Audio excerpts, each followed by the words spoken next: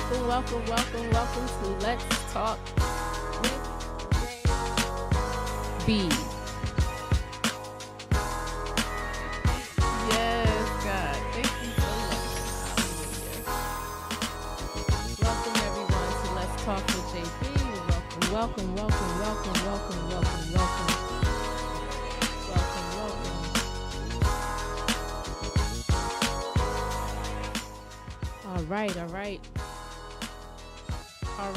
All right. So today we're going to start off with just a few little things. As you can see, I'm wearing a giant sweatshirt. This sweatshirt says, "My Giants can do all things through Christ who strengthens them." And this is by God Enclosed, in case you are interested in them. There's other teams, but the one team that matters is the Giants. So that is why I have it on. So, we're just gonna start off with what's going on right now in sports. So the thing that I wanted to talk to you guys first about is last week we were going over, we were talking about the Knicks. We were talking about, Daniel Jones, the $45 million. As you can see, he's still not signed. All those things we were talking about this week. So last week. So I hope you guys paid attention a little bit this week to what was going on in sports. And we're just going to talk about a few little things that were going on this week. One of the things that I'm going to start off with, and it's sports related, but it's not really sports. There was a conversation with, and I don't like when people do this, but and I'm not saying that I approve of the relationship in question here either, but Scottie Pippen's ex-wife is dating Michael Jordan's son, and Tamala Hall had her on the show, and the questions that she asked her, I felt like she put her in a really bad position. I don't know. It was almost like it hurt to watch this interview. Now, like I said, I do not necessarily, I'm not sitting here saying that I agree with the relationship, but she made a statement when she was questioned. The statement was, she's 10 years younger than Scottie, right? And the same level of outrage with the age difference wasn't such a big deal when it was the male being the older one. And it seemed to be a huge deal in the fact that now if you know that she's dating Michael Jordan's son, she's about 10 or 11 years older than him. Now, I have issues with that relationship, not just because of Michael Jordan and Scottie's relationship, but more so because her son now is in the NBA. And there's been a lot of various people that she has dated that makes it, kind of a kind of an interesting situation to be if you're her son, right?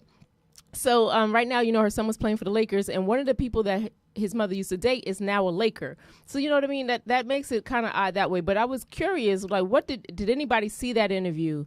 Did anybody have that same kind of perspective? Like almost like she was only brought on to be grilled. Like she was only brought on to, to be, I don't know, like kind of made to be like a mockery of. She is not the reason for Scottie and Michael Jordan's issues. They've had their own issues even before she started dating his son. So I'm curious to see what people thought about that. But that interview to me, I really, and I like Tamala Hall normally. I do. I really do like her. And I felt like it was almost like I don't know. I just did not like that interview, and I did not like how it came across. I'm curious, like I said, to see how you guys felt about that. But let's go right to the NBA. right? So the NBA, there's a lot of talk. We were talking about Westbrook. We were talking about these power teams. We was talking about all the moves that took place. We had Westbrook leaving the Lakers, going to a team where he was bought out of his contract, and then he went to the Clippers. And everybody, there was two schools of thought, right? The two schools of thought. Some people thought Westbrook was never going to be a great player again, and they thought like his best days are behind him. But, Paul George and Kawhi, they wanted him on the Clippers. And I will tell you, since he's been there, they are 0-3. Now, I'm not saying that this is a bust off the bat, but Westbrook needs to have the ball in his hand. And I just don't see how this is going to work. I'm curious to, what's the school of thought out there today? Like, do you guys think Westbrook is going to make a difference with the Clippers? Do you think he's going to be that spark? I mean, like, it does appear that he's willing to take, a lesser role in this mix. But I'm curious to kind of get an idea of how you guys think of that, because I personally think this experiment is not going to work. I do not see Westbrook being a and I'm not, by no means am I saying that Westbrook is a bad player. Westbrook is a great player. Westbrook plays with heart and all of that. It's just that he is not the same player that he used to be, and his style of game, he needs to have the ball in his hand. So I don't know if you're going to get the best out of him having him play some of these lesser roles. I don't think I don't know if he knows how to down his game, if that makes any sense to you guys.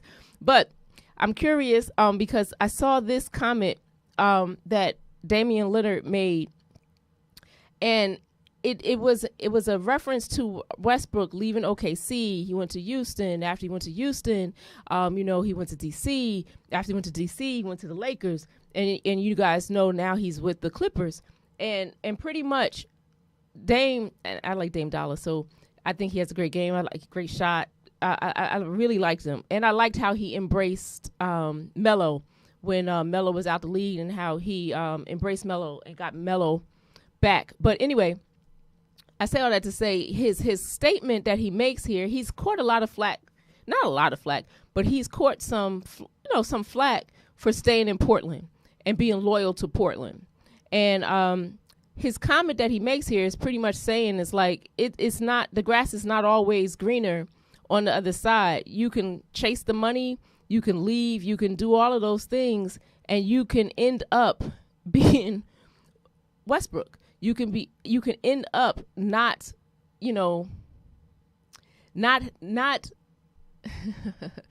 having the best is not having the best outcome, if that makes any sense. Because when Westbrook left OKC to go to Houston, I don't think he thought his stint in Houston would end up the way that it did, even though I did, because him and what's his name didn't get along in OKC. That is the reason why him and I can't think of his name. Him and James Harden, they didn't get along in OKC. So, I didn't think that would be a good mix when they went to Houston, and it really wasn't. It was not good at all, not for either of their games, to tell you the truth. So they so to Dame's point, like, do you think it's better to stay where you are and make it work, or do you think changing scenery, going to a different team, and all those types of things is better? Because the other comment that I saw this week that made me start thinking about this was the one from our boy out there with the Bucks. Now he's and this is definitely, I know it is a diss. It is. It's just what it is. But pretty much he's saying, like, he's saying he doesn't have to go out and become a super team. He's good enough to make his team great. Pretty much, he can carry his own team. So I thought this comment was kind of funny when I saw it. especially who made it. Like, he's normally not that big of a trash talker, but I really did think this comment was very funny, especially in this era of super teams coming together. You got KD going to the Suns. You had the Lakers. I mean, and it started with LeBron going down to Miami. I mean, so you had these super teams coming together, and to me, I was starting to think like the ring doesn't mean as much as it used to, if that makes any sense. So certain players have rings because they went to it. And no, a few players tried. Like Gary, the glove, he tried. Gary Payton, he tried. He went to a team and they didn't win. And so a few other players have tried to do it, but now the super teams are kind of where it's at. And they're starting to implode. Like you had the situation with the Nets, as we talked about last week, where the Nets pretty much, they just imploded. Like they just never really worked out well together. And on paper, it looked like it would be a very good situation, right? But I think with the Nets, you had an issue where they had no real coach. They brought in a new coach at the kind of, they brought in Stockton, who this is his first time coaching. And you had all of these personalities and egos. And then you had Kyrie Irving, who is already known to be a locker room issue or locker room problem. So that's why the Nets situation didn't work. But on paper, it looked great. People were already calling for them to have ticker tape parades in New York. They were saying that they were going to be the team of New York. The Knicks are going to be a thing of the past. I know for one thing, though, I was a little salty with, I was salty when they came out with their black and white uniforms. I was like, I'm liking that, right? So then the Knicks came out with a black version of a uniform. So I was all right. But nonetheless, these super teams only work if someone is willing to kind of take a step. Somebody's game has to take a step back. Because like even when you had Bosh, Wade, and you had LeBron down in Miami. Now, you guys know I am not a Miami fan. But when you had them down there, Wade's game had to take a step back. Wade stepped his game back in order to let LeBron's game shine. And if one of them didn't take a step back, that mix would not have worked. You can similarly say, and it wasn't like a three, it wasn't a big three then, but you could similarly say the same thing for when Duncan came to the Spurs.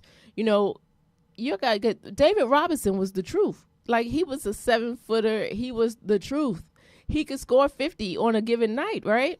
But his game scaled back and allowed Duncan to be Duncan. You know what I mean? So sometimes egos and things have to be out of the way for these super teams to work. And I believe that is the reason why some of these combinations have not worked as well as people would have expected them to on paper. So I'm very excited to kind of see what's going to be next in this little NBA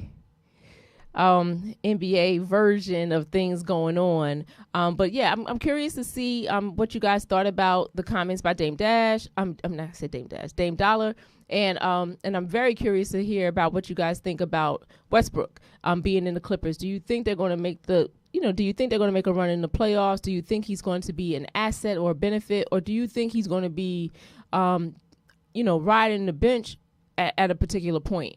I feel as though the comment that Dame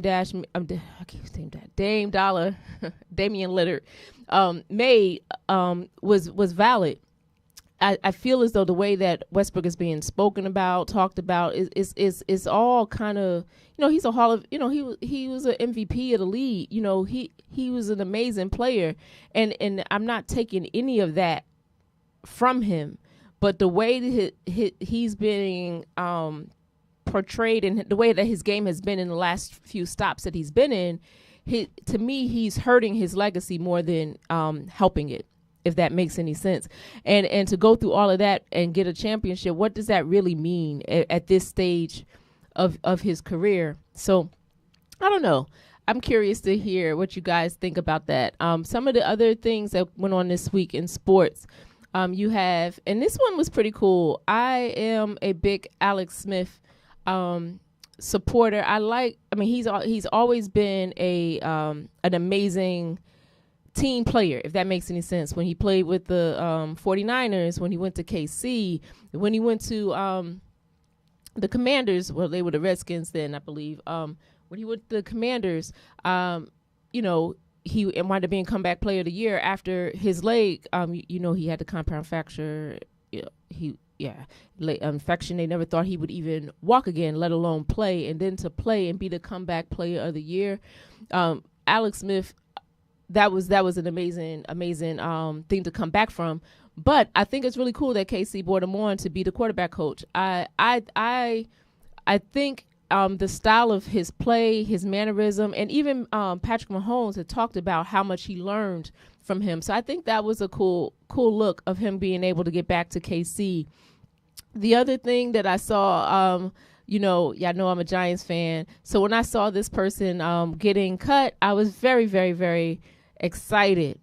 I was very excited. And we're waiting to cut him. The reason why we're waiting to cut him is because we're going to be able to get the $6.7 million,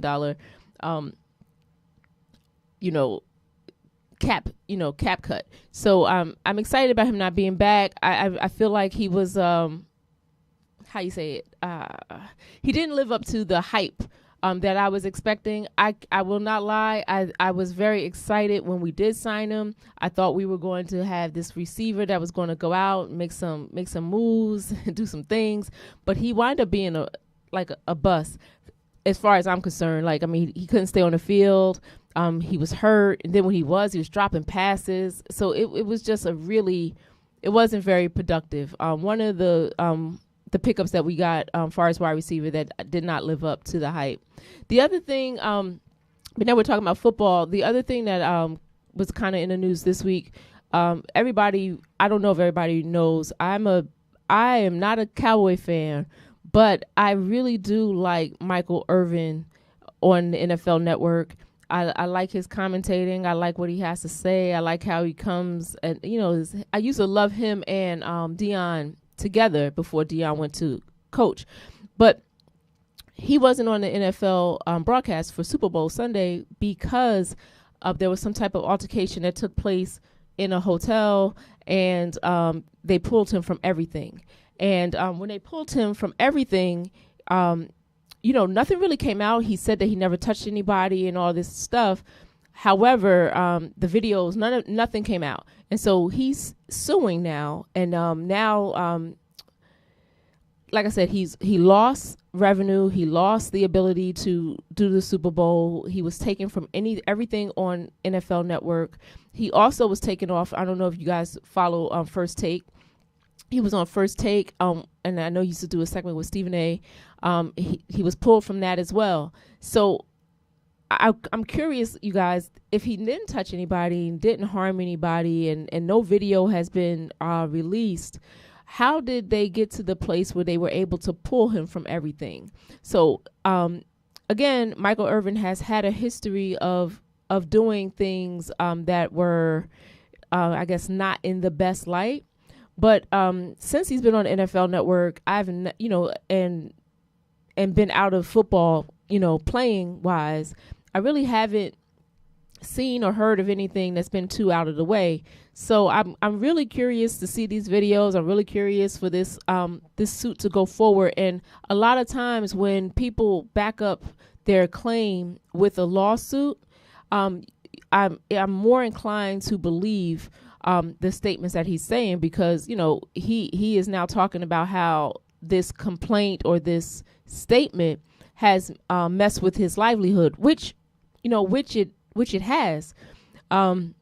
Which it has. He, like I said, the busiest day of the football year, he was pulled from everything. So again, I don't know if anybody else has heard of anything that took place more than, like I said, an altercation took place at the hotel. Supposedly nobody was harmed, nobody was touched, nobody was taken to a hospital, but nonetheless, he was pulled from everything.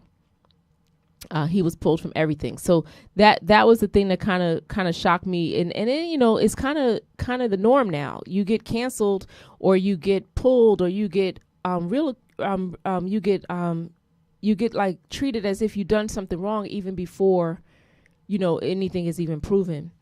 So I can't wait to see how that all works out. I would love to see him back on NFL Network or wherever else he may wind up ending up.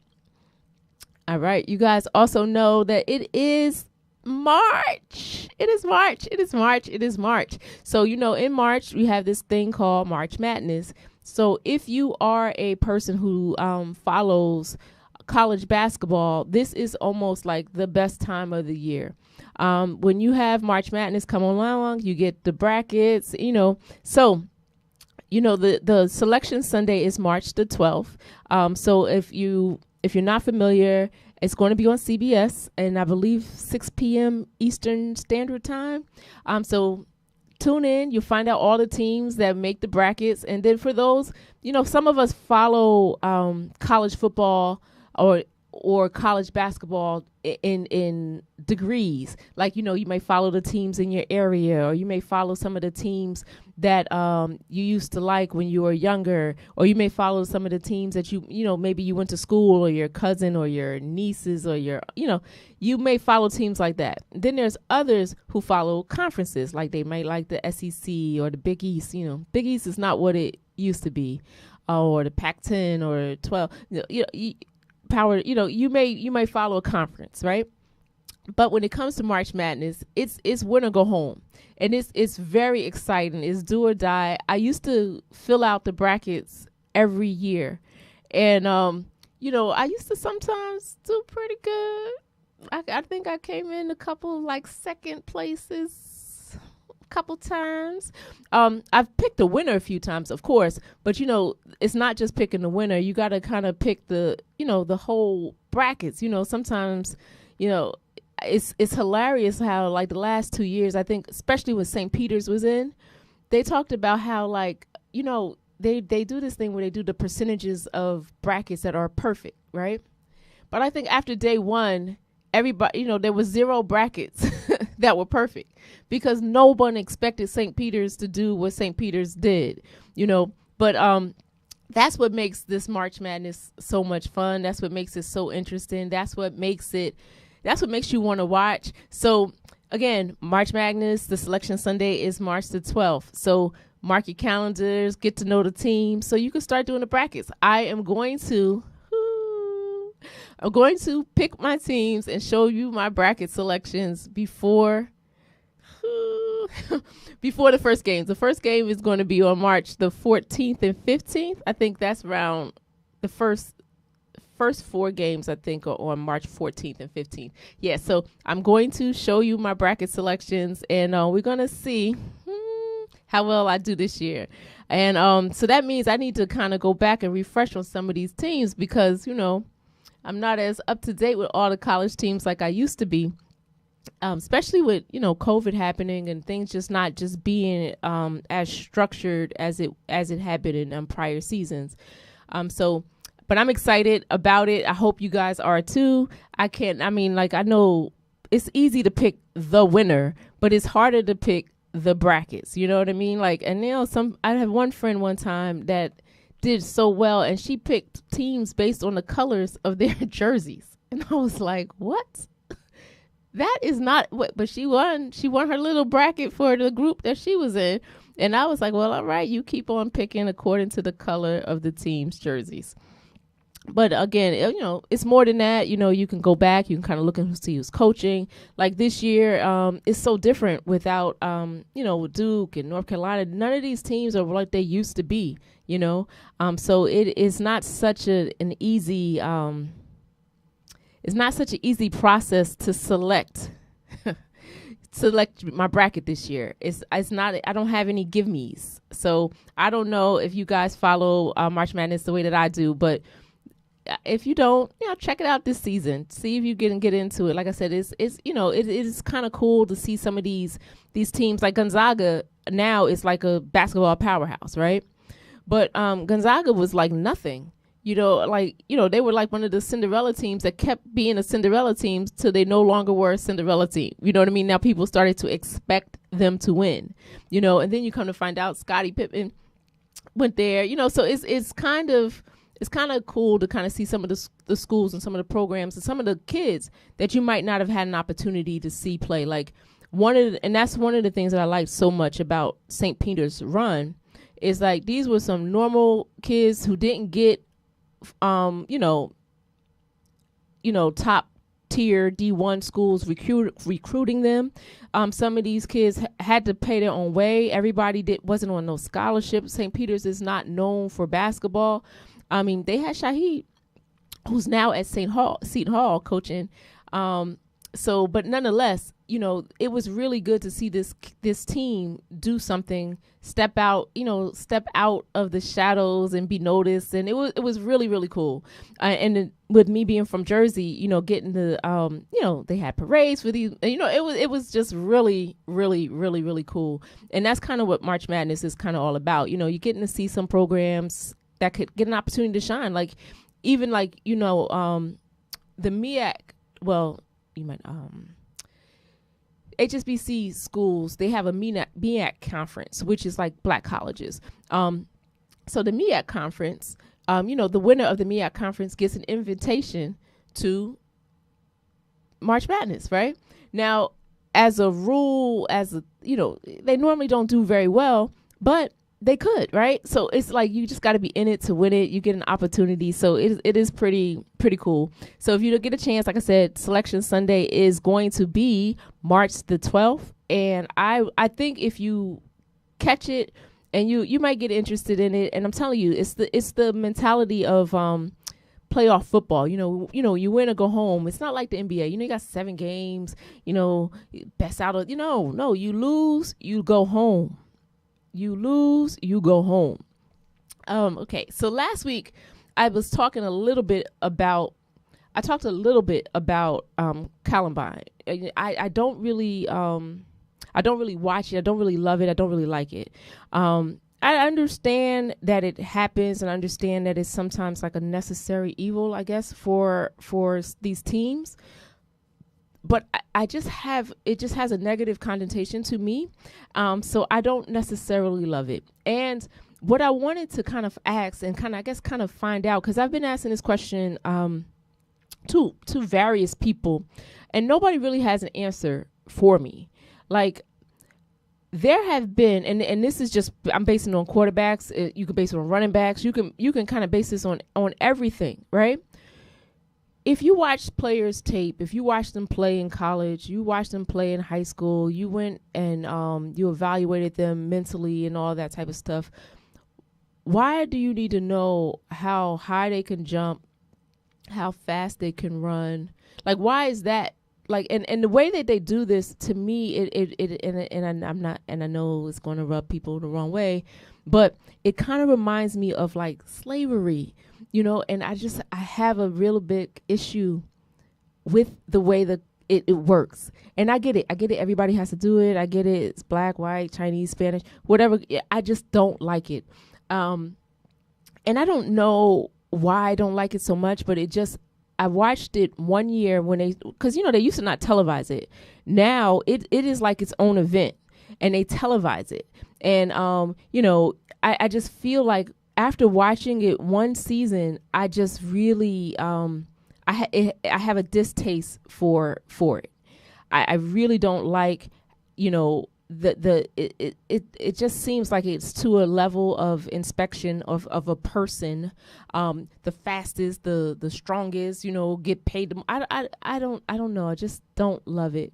But I'm asking you guys, what do you think about it? Do you think it's necessary? Like, my thing is, you got pro days, you got so many other things that you can do to evaluate the talent.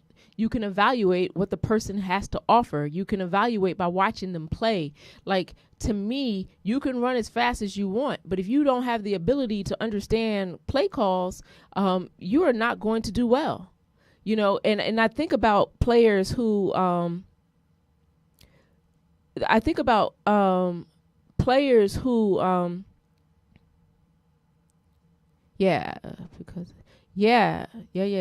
I agree. And to me, I agree. But to me, the issue that I have with it too is just like I just feel like everybody just stand around. I have a problem with it. Let me just leave it at that. I have a problem with it, and I don't think it is a true test to how someone is going to perform when you get them on your team. I think there's so many other things that you can evaluate that would give you a true test of how that person would be as a player.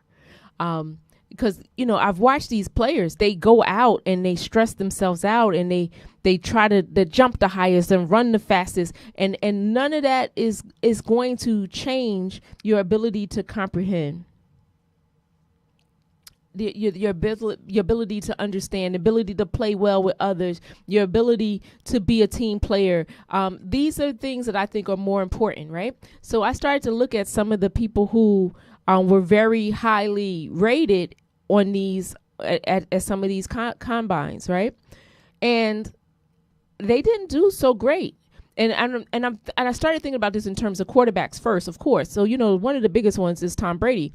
They called him Mr. Irrelevant, like the last pick of the draft, kind of almost. But same thing with Purdy, the quarterback that the 49ers has, right? These are not quarterbacks that beat you with speed. These were not quarterbacks that beat you with height. These are not quarterbacks that jumped the highest. These were not quarterbacks that did anything spectacular on paper, right? But there was something about them that the people who drafted them, they saw, right? And it had nothing to do with how fast they jump and how far they ran, right? And it's their ability to comprehend. It was their ability to sometimes play well with others. Their ability to adapt to the various surroundings, right?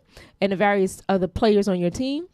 So I'm curious, do you think there needs to be a change in how they evaluate talent in regards to this? Because I think it's cool to be the fastest person. Yeah, that's cool, right? Like Saquon, we have Saquon Barkley for now, right? Yeah, but I think he's going to be a free agent soon. But anyway, we have Saquon Barkley. He's fast, right? What did we learn different from him being from him being at the combine than we learned when he played for Penn? We didn't learn anything different, right? We learned that he's a hard runner. We learned that, he can bench press this, he can lift that, but we knew all of that when you watched him play. You knew that he had the ability to read defenses. You knew that he was a runner that can catch the edge and cut through, small gaps. You knew that he can make his own lane. You knew that he had power in his legs. You knew all of that without him jumping the highest or running the fastest. So yeah, I'm curious of you guys. I know that I will not watch, but of course, when you watch ESPN all this week, you're going to be hearing about the numbers. This person ran a 4 this, or this person ran a that, and and all of this is being done without any opposition. And no equipment was on, none of that. So I just don't know what this really shows us about their ability to play the game. Now, physicals and all that, I do agree. This is an investment that you're making. So, of course, you need to make sure the person has a good heart. You need to make sure that the person doesn't have knee or ligament damages or stuff like that. Yes, I agree to all of that. But I do not think the way that they go about the evaluation, I just don't, I really, really, really don't like it. So I'm very curious to see how you guys feel about it. How many people are watching the combine? And how many people never really thought of it that way at all. But for me, the reason why I said last week that I wasn't a fan of it is because it just reminds me of a modern day kind of slavery. And none of the other leagues do that. Yes, they do physicals, they do that. They make sure that you have the ability to play, but the other leagues don't do that. And I don't know, I have an issue with it. So I just don't watch it. I don't watch it. And I love football. So you guys know, it's just a thing for me. It just really bothers me. And one of the things that made me start thinking about that a little bit more was there was a comment that I saw posted by Byron Jones. And Byron Jones used to play for the Cowboys. Yeah, I think he used to play for the Cowboys, right? And he made a post earlier this week or last week, and the comment pretty much said something like, let me see if I can find it real quick. Okay. Yeah, the comment pretty much said, cause it's about to be we're at Combine, we're about to have the draft and stuff like that. So he says, it was an honor and a privilege to play in the NFL, but it came at a regrettable cost. He said, I did not foresee, like a regrettable cost that he did not foresee. He says, in my opinion, no amount of professional success or financial gain is worth the avoidability of chronic pain and disabilities. And he said, Godspeed to the draft class of 2023. Now, when I first saw it, I was like, is he just, speaking out of, because, his career ended this way, da, da, da. But then there was another post a little bit later that said, much has changed in 8 years. Today, I cannot run or jump because of my injury sustained playing this game. Do not take the pill they give you. Do not take the injections they give you. If you absolutely must consult an outside doctor to learn the long-term implications. And when I read this post, it is something that I have thought about in regards to the league for a while. Like, you guys know, I'm a Giants fan, and LT is one of the the best known Giants, right? And Lawrence Taylor had an issue with drugs, illegal substances, right? But he made a comment one time about how when he was in the league, he was given, not illegal substances, but they were given drugs all the time to numb the pain so they could play, pretty much. They're given a shot, they're given the needles, they're given the pill, they're given this. And then when you no longer play, those things that you were getting prescriptions for, they no longer give you. So some players, they found themselves looking for outside sources to numb the pain. So Byron Jones is not the only person who's made these kind of comments. I've seen comments from what is his name? Ray Lucas, the quarterback that he was a quarterback of Rutgers, and then he was a quarterback for the Jets for a bit. But he talked about having, migraines and body aches and pain. And, his career wasn't like even 10 years long. You know what I mean? So I think when I read about Byron Jones' comments, it just made me think about how we need to be in control over what happens to us. And I know a lot of people think the first thing you want to do is numb the pain, go take a medication, or go take this, go take that, go take this. But I would suggest, and football players, basketball players, all of that, pray over every decision. I've known people who've gone and gotten cortisone shots and different things of that nature. And I tell people all the time, I am not a fan of that, because yes, you won't feel any pain, but you also won't know if there's still a problem. You could be making a situation worse.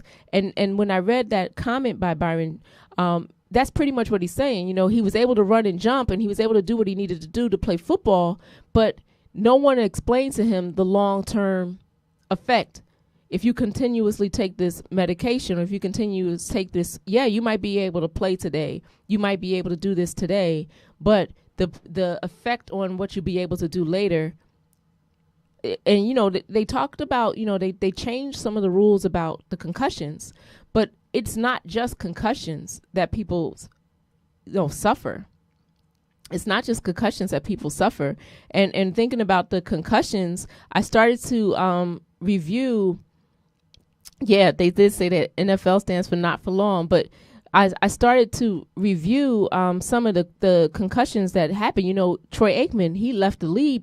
I mean, he was still able to play, but he left the league because of the amount of concussions that he had, right? And then I'm thinking about this year, you had Tua.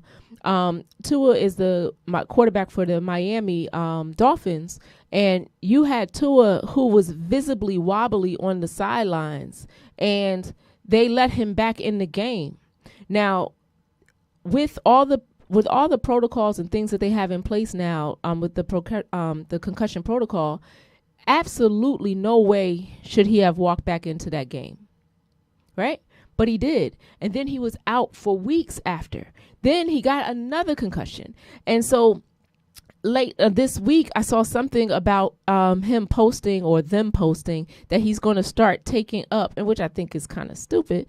But he was going to start taking up like Taekwondo or something like that. What is it? Some type of workout that he's supposed to be taking up that's supposed to help him reduce the impact to his head when he falls. And I think if you have to do that, it might be time to no longer play. And that's the kind of thing that I don't think, when I read Byron's comment, I think that's the thing that everybody needs to do. I think they need to have that real conversation with themselves and God and be like, okay, look, there's success in this, there's money in this, there's all this and this, but my life should be worth a little bit more, right? And I'm saying this as a football fan. I am saying this as a football fan. I enjoy football. I love football, right? So I'm saying this as a fan. And but I still believe that you need to know your body. You need to know when it's time to quit. Like even if you look at it now, Peyton Manning is having great success after football. Great, right? But he had neck fusion surgery. He had all types of surgeries to be able to still play. There's absolutely no way that I would want to have a neck fusion surgery and then go get hit. But that's what he did.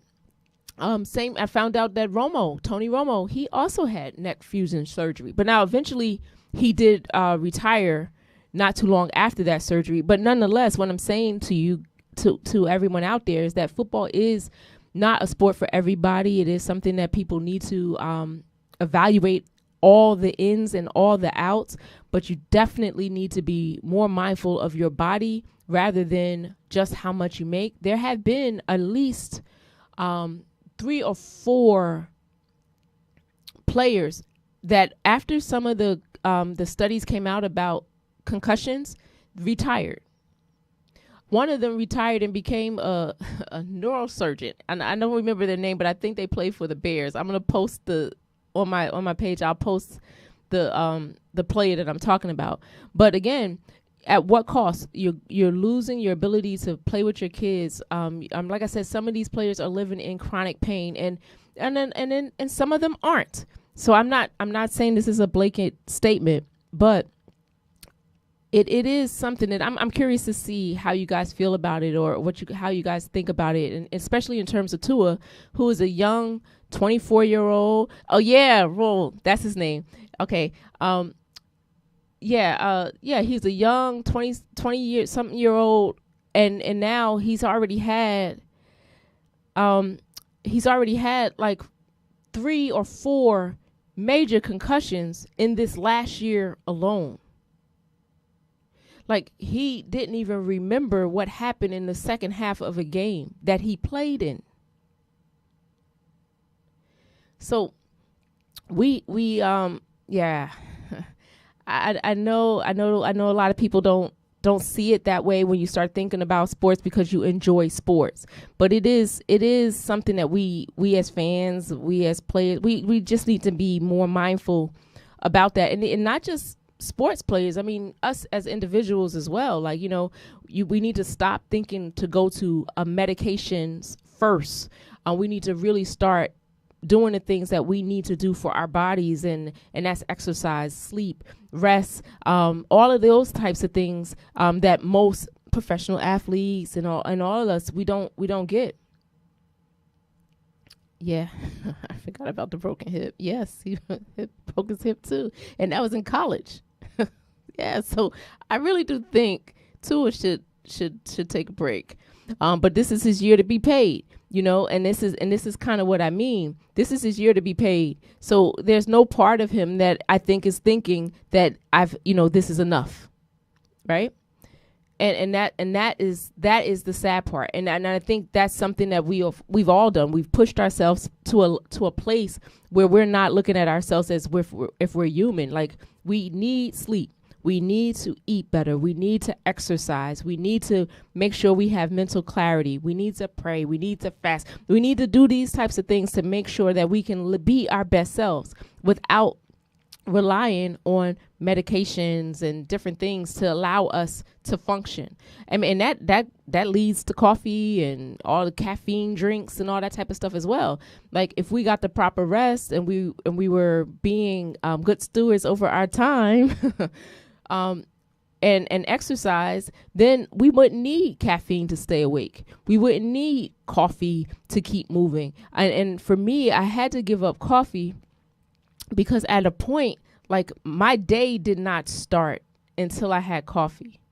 And then it got to the place where I was drinking 3, 4, 5 cups of coffee. And then it got to a place I can drink a cup of coffee and still fall right to sleep. So that meant the caffeine no longer had an effect. And that is an addiction. And it might not be the typical addiction that you would think of, but being addicted to coffee is bad. And when I'm telling you it's bad, is because when you stop drinking it, I've done it. Like, I've gotten shakes. I've gotten migraine headaches because of the caffeine withdrawal. And that means that your body is now dependent on it. And we shouldn't. And that's how I feel about some of these athletes. They get dependent on the cortisone shots. They get dependent on the pain medication. And they think they're fine because while they're taking the cortisone shots, while they're taking the pain medication, everything does feel fine. They don't have any body aches. They feel like they can run through a wall. They can run through be hit by 300, 400, 200-pound men, and not feel a thing. Yeah, while they're taking the medication. But when you realize that you're depending on medication to move and survive, it may be time to fall back, to cut some things out. Yeah, Junior Seau, yes, definitely. Junior Seau was an amazing player. He committed suicide, and he donated his brain to science, so they can do the study on his brain. I remember that, and he did have the concussion issue as well. If I remember correctly, Sharithia, he did have the same thing that they were seeing in some of the other players, but chronic injury, chronic mental debilitation. A lot of people, not all players, and that's the thing. We see the Peyton Mannings, we see the Eli's, we see the Aikmans, we see all of them, and we see them thriving, we see them doing well. But the lineman that was blocking for them, some of these people were, because mind you, the contracts are large now, but when they had less protection, when they weren't having concussion protocols, when you were getting knocked out and they were giving you smelling sauce on the sidelines and sending you back in, those players, they don't have the same level of finances. They are talking about how some of those players are like penniless, and how some of these NFL agreements that they're making, they're trying to do more for the retired players, right? Because the average career for an NFL player is 3 years. You know what I mean? That is the average play, but we don't see that. We see Tom Brady playing for 20. We see Eli playing for like 11. We see these types of careers, right? But the average NFL player, the ones that we don't know their names, well, some people might not know their names, their average career is 3 years. And it's the one, well, there's two people who got guaranteed 100% guaranteed contracts, and that's actually what Lamar Jackson is trying to get now. And I understand it. For football to be the most violent of all the sports that I watch on a regular basis, it's the one sport that contracts aren't guaranteed. So you can work yourself to a place, you get your contract, and they can cut you, and they don't have to pay you. You get your signing bonus, you get whatever, and then they can cut you. And that's why I don't know, when I read that comment about from Byron, it really resonated with me. You cannot let people make decisions for you about your body that could potentially affect the rest of your life without you doing your due diligence and knowing what would be best for you. And also to understand, you can do everything they tell you to do and they can still cut you. You can do everything that they told you to do, and your body still don't perform the way that they feel as though, and you could still be cut. And it's happened. You've seen it happen time and time again. So that's why I don't get mad when you got people who want to load manage in basketball now. I mean, it started with, Kawhi. I was very shocked, but he got it. He play whenever you want. He show up whenever you want. Kawhi got the best deal ever, right? But nonetheless, I don't get mad when players want to load management. I don't get mad when people start worrying about their livelihood and their health. I cannot get mad at that, because we should expect that. We should do that for ourselves, and we should expect that for those who play basketball, football, baseball, whatever it is. Now, I know football is only 16 games, so I think when people try to compare football to basketball, is apple to oranges, right? Because I was listening to, it was The Herd. I don't know if anybody listens to The Herd, but I was listening to The Herd, and on The Herd, of course, you know how they do that devil advocate thing where one person has one side of the statement and one person has the other side of the statement. But anyway, on The Herd, there was a statement about, load management, and how it's hurting the game of basketball, and how the percentages of people watching the games has dropped. And to a degree, there is some truth to that. Like, I know that I've turned on a game, and if I see that, let's say Steph is not playing, or Kyrie wasn't playing, or KD's not playing, I'm not as interested in watching the game. So yes, there is some truth to that. But also, there's some truth to the fact that I'm not watching every regular season game anyway. There are too many to watch them all, right? So, but with football, there's 17 games. I'm watching the 17 games, right? So it's more of an issue if a player is not playing one of the 17 rather than one of the 80 some-odd games, right? So they were talking about, like, how many players have not played. Like 2 players have played every game this year so far. Right now, barring injury, most of these are about load management. So they're perfectly healthy, but they're sitting. And then, you see these videos of these kids that come to the game, and they were like, oh, they came all to this game and Steph's not playing, or they came all to this game and so-and-so's not playing. Then the next day they come and they have this whole picture, and, they meet the player. So I told my grandson, I said, look, the next time I go to the next game, you coming with me, and we're going to make you a sign. So if somebody not playing, we're going to put up that sign so we can get to meet the player. I said it as a joke, but it feels like that's what's happening almost, right? It's like every week somebody's getting guilted into this. But I do believe that load management is okay. If they are truly trying to be optimum, their contract doesn't change based on how many games they're playing. So I just think that it's fine. It's normal. It's okay. So I'm curious to know, what do you think about load management? Does that cause you not to watch the game? I also believe that with load management, the key players are not hurt when it comes time for the playoffs. So in the NBA, just about everybody make the playoffs now. So the playoffs is when you need to be ready. You just need to make sure that you at least get to the play-in game. It don't look like the Lakers may make it this year, which is always exciting for me. But nonetheless, what do you guys think? Like, do you think that load management is ruining basketball? Do you think that load management is causing concern for the game? Because that was the concept that The Herd was explaining, and then they were talking about how sometimes load management allows players to have a longevity. Like, you have Steph, who's 30 some odd years old, and he's playing well. You still got LeBron out here playing, And he's still having a decent, has a decent game. And they were just saying now with low management and certain things like that, people can have a longer career. So, these were some of the takeaways that they were saying. But for me, like I said, I typically don't watch the games that the stars wouldn't be playing. I'm not as interested to see the Lakers play without LeBron. I'm not as interested. I'm not watching Portland play without Damian Lillard. You know what I mean? Like, I would watch the Clippers play without Kawhi because Kawhi doesn't play often, right? But if they were Kawhi and Paul George weren't playing, no, I would turn that game. I wouldn't watch that.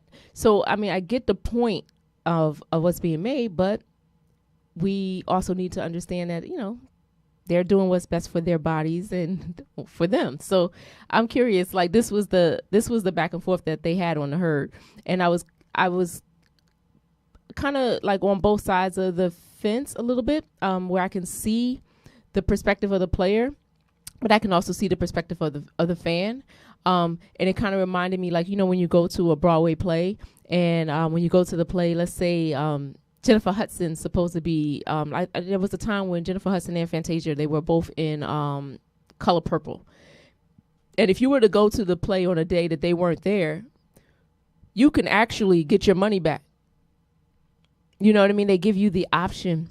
They'll tell you so-and-so is not performing today or whatever. And then you can get your money back and you don't have to go. So maybe if they did that, maybe people wouldn't be so upset. I don't know. But I don't have an issue with it per se. But again, on the flip side, I'm not watching certain games if certain players are not playing. And I don't know. I don't know how everybody feels about that. But for me personally, it's a thing for me. Oh, okay. Yeah. See, that's all right. You're not a fan of load management. Yeah. I kind of like, I feel that a little bit too. Yeah. Yeah, you're not a fan. But yeah, like I said, I can see how it can help the player, and I can see how it can hurt the fan. But I definitely am an advocate for players speaking out for what they need and what they want and what they deserve. Because as you have seen time and time again, look how they treated Westbrook. Look how they treat these players. They there was one player, I don't remember who it was, but it wound up being a topic of conversation at the All-Star game, where like there was a player who found out they were being cut or traded while they was on the floor about to play a game or something like that. And I'm when I find it, the person, I'll post it. But when I saw this, I was like, wow. I was like, you would at least thought they would have known before the start of a game. And so the players were saying that there's like no level of respect. Da, da, da, da, da, da, da. So I understand the players standing up for themselves. I understand the players doing what they feel as though they need to do. But I also understand they make millions of dollars, and and people want to come see them play. But I also think it's an individual mindset. Like you gotta think like Magic and Larry Bird, they played during a different time, right? They played every game, right? And also too, regular season meant more, if that makes any sense. Like, every team didn't make the playoffs. So then you had the flip side. You had Magic. I mean, you had Kobe and you had Jordan. And Jordan and Kobe both played, right? But Kobe, I remember him saying this, like, he would try to play every game that he possibly could because he didn't know who was going to be coming to see him play. They never saw him play again, or it was only coming to see him play. And so it's a mindset of the player per se, right? And I think everybody's entitled. I think everybody's entitled to that. So I hope you guys got a little bit of information for me today, and that you guys tune back in next week. We're going to continue to just talk about various things. This week, I was talking about all the different things that are going on with sports, all the different things that are going on a part of sports, but it's not really like the game, right? So next week you're gonna have all these kids that are so excited about being at the Columbine and being drafted and different things of that nature. And I just hope that someone in their camp is thinking about more than the money and thinking more about the person and where they're going to end up and how that team is going to work out with them. And when I said that, I thought about Archie Manning and when Eli got drafted, where I thought this was hilarious because you guys know I'm a Giants fan. But Archie Manning told, the Chargers had the number 1 pick in the draft. And they pretty much told them that Eli didn't want to play there. And they drafted him. And they told him again that he wasn't going to play there. So you need to have somebody in your corner that's letting you know, like, all right, this team is not going to work out for this person. Like, I mean, come on, look at Jacksonville. There's sometimes being the best at the Columbine might not be good for you. You end up on these really bad teams because they got the first picks. So maybe you want to go in the strategy, maybe be middle of the road so you can end up on with KC or one of the teams that that's going to be winning the Super Bowl. So I don't know, everybody. So I hope you had a good time listening. Tune in next week. We're going to be talking about definitely going to be talking about everything about March Madness. And, like I told you guys, the brackets and everything, the selection is going to be on the 12th. So check it out. I am going to show my brackets, show you the teams that I'm picking.